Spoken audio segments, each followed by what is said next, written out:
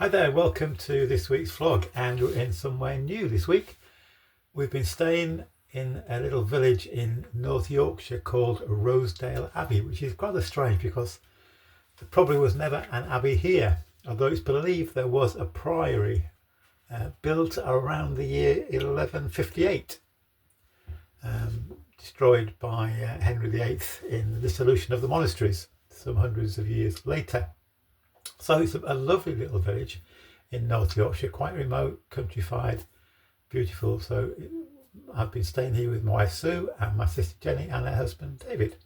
We've had a great time. We've visited quite a number of different places around the area, and yesterday we went to the town of Thirsk, where there is the world of James Herriot. You've probably heard of him, made famous by his books, and in the BBC and later Channel 5 series All Creatures Great and Small, about a country vet and the practice.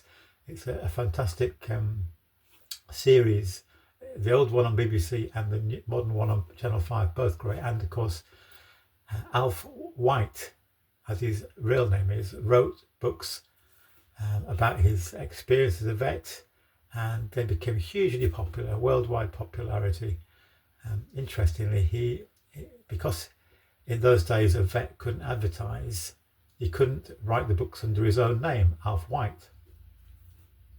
So he had to think of a name, and he was looking at a football match, and I think it was Birmingham City. One of their goalkeeper was called Jim Herriot, so that's where he got the name James Herriot to write the books. Anyway, that was fascinating yesterday, but we've been to lots of different places. We've also every day managed to find a lovely tea room where we've had coffee or tea and scones. That's been a blessing. So we had a really good time, and we've been blessed really on the whole with the weather.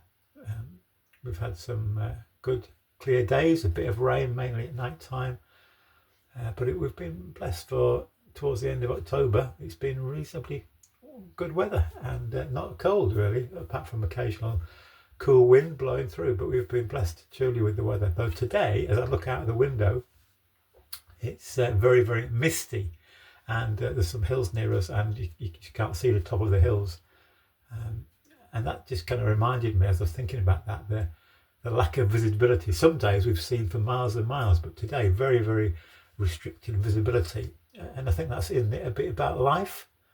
And often in our lives we may plan ahead, we may look forward to things, but we can't see what the future holds. That maybe, or probably just as well, isn't it? Because we don't know the great things that lie ahead in our life. We don't know the things that are going to cause us pain.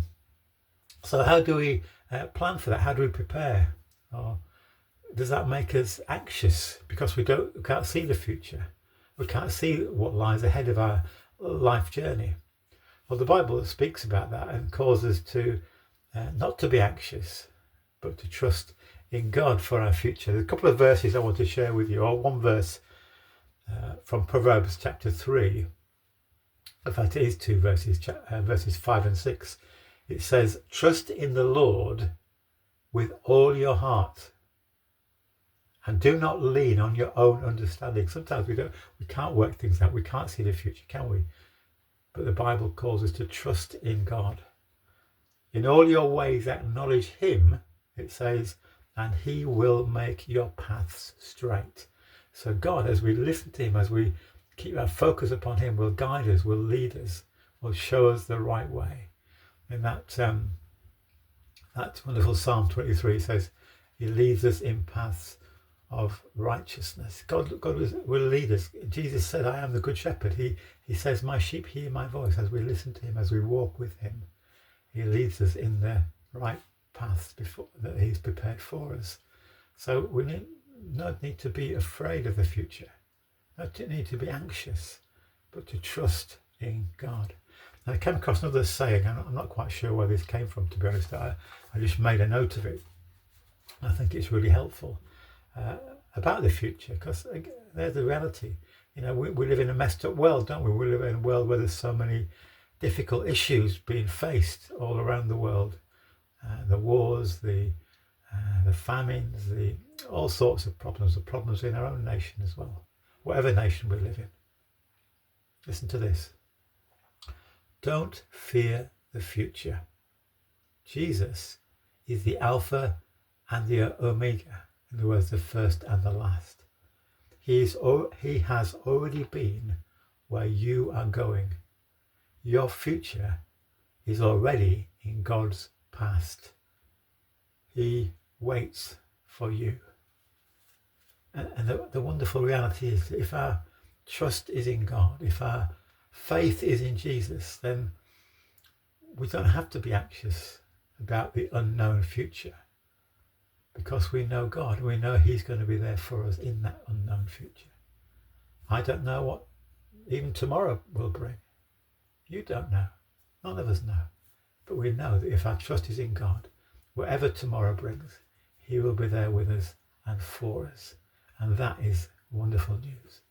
So God bless you. Tomorrow we head back home, but we've had a fantastic time, and we thank God for the blessing of this week in the beautiful North Yorkshire countryside. As they say, God's own country.